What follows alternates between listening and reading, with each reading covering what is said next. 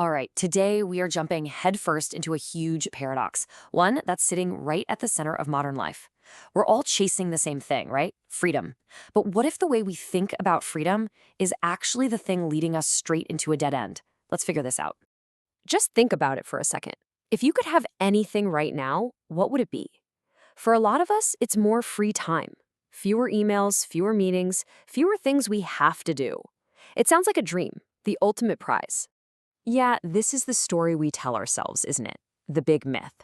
If we can just get rid of our commitments, delegate our tasks, and clear our calendars, we'll finally have the space to be happy, to find our purpose. It's the whole less is more philosophy. But here's the twist. What if that whole idea is just wrong? What if the actual science, the hard data, points in the complete opposite direction? This is where things get really interesting. Okay, first things first, let's look at the evidence. We really need to understand what science says about the link between taking on responsibility and feeling like your life actually means something. And trust me, that link is way stronger than you might think. So in the world of psychology, when they talk about taking responsibility for others, they use this term pro-social behavior. And this isn't just about, being a nice person. It's about concrete actions you take to help someone else even when it costs you a little something. Your time, your energy, whatever it may be. And the results from study after study are incredibly clear. There is a direct, powerful connection here. The more people engage in this kind of helpful, responsible behavior, the more meaningful they report their lives to be. It's not a fluke. It's practically a law of our psychology. And look, this isn't just something they found in one study in one country. We see this pattern everywhere. In the US, helping others is tied to a higher sense of meaning.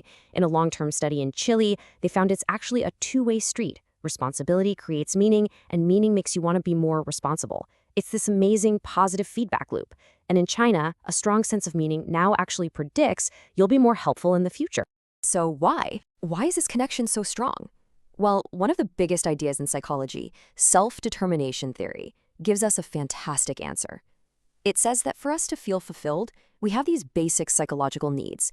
And one of the most crucial ones is called beneficence, which is just a fancy word for our deep, built-in need to help other people. This chart just lays it all out.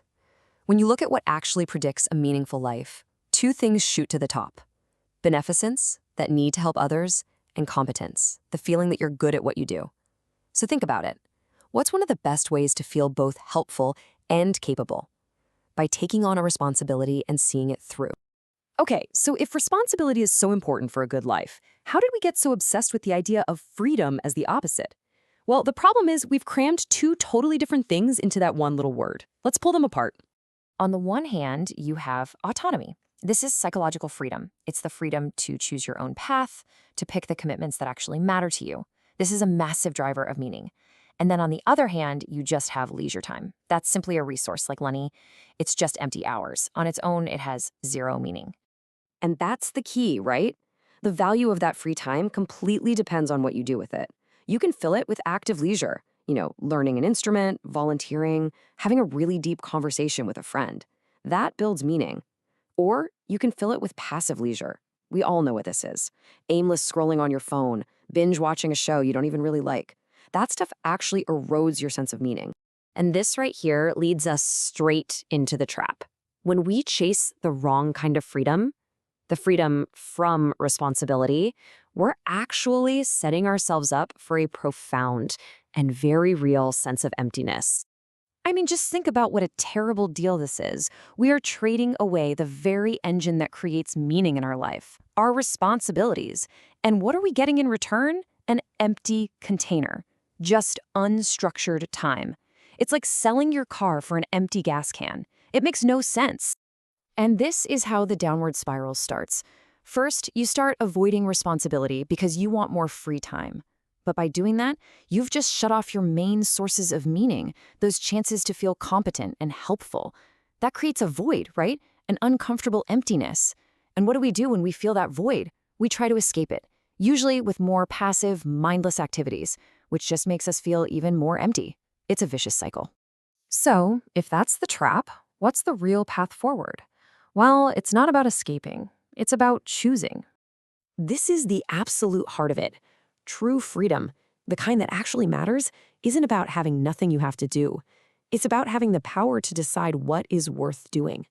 It's the freedom to choose your burden, to choose your purpose, and to throw yourself into it.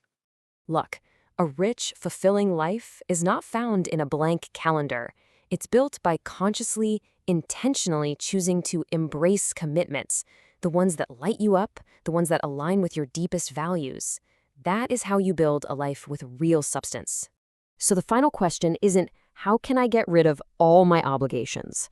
The real question is this: what responsibility, what purpose is so important to you that you're willing to choose to embrace it?